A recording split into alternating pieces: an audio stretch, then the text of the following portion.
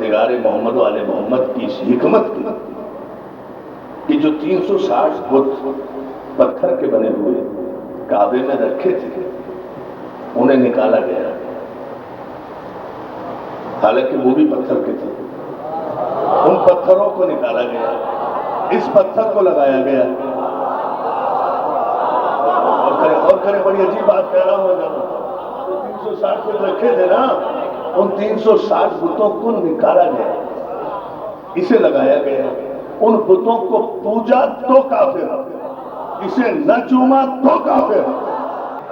پوچھو لو مولوی سے جا کر کہ کیا ہے کعبے کا؟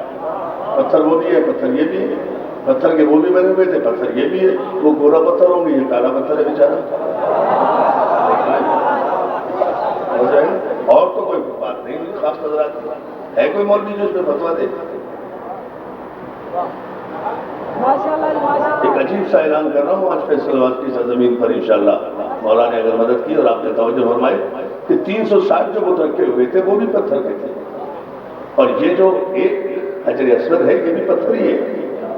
انہیں پوجا تو کافر، اس کا نہ احترام کیا تو کافر، اسے نہ چوما تو کافر۔ پتھر وہ بھی ہے، پتھر یہ بھی ہے، آخر فرق کیا ہے؟ تو معلوم یہ بڑی توجہ دار محترم، بڑی عجیب بحث ہے، شاید اپنے برائے سب کے کان کھل جائیں، اس بحث سے کچھ اپنوں کے دماغ بھی ٹھکانے آ جائیں، غیروں کے بھی دماغ ٹھکانے آ جائیں۔ پتھر تو وہ بھی ہے، پتھر یہ بھی ہے، جنس میں تو دونوں برابر ہیں، لیکن اتنا فرق ہے کہ انہیں اگر چوما تو کافر، اسے نہ چوما تو کافر۔ پتھر وہ بھی ہے، پتھر یہ بھی ہے، تو کیا دونوں پتھروں کی جنس کو ایک سمجھ کر یہ کہو گے کہ حجر اسود بتوں جیسا ہے؟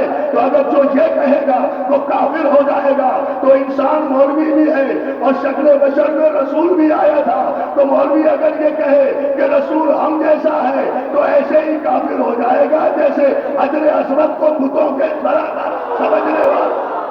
ہندوستان کے ایک شاعر کا عجیب شعر ہے، لیکن غور کر لینا، نہ کوئی کمال حجر اسود کا ہے اور نہ کوئی حیثیت ان بتوں کی تھی جو خانہ کعبہ میں تھے۔ مسئلہ صرف اتنا سا ہے کہ علی نے توڑ کر بت،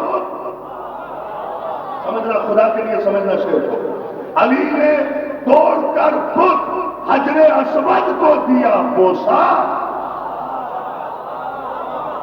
اب علی ایک ہے، علی ایک ہے، عمل دو ہے، دو عمل ہے نا ایک علی کے، ادھر بت توڑے ادھر بوسا دیا، پتھر وہ بھی ہے پتھر یہ بھی ہے۔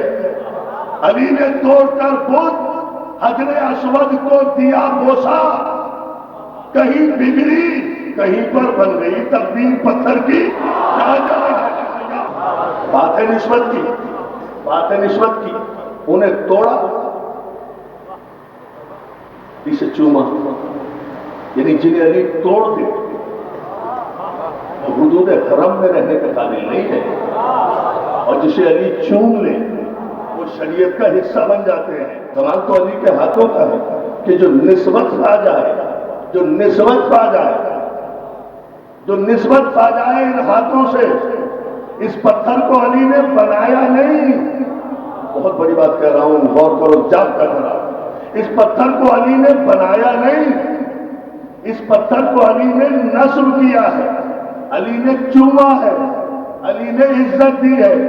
تو جسے علی صرف چوم لے، نصب کر دے، عزت دے دے، وہ شریعت کا حصہ بن جاتا ہے۔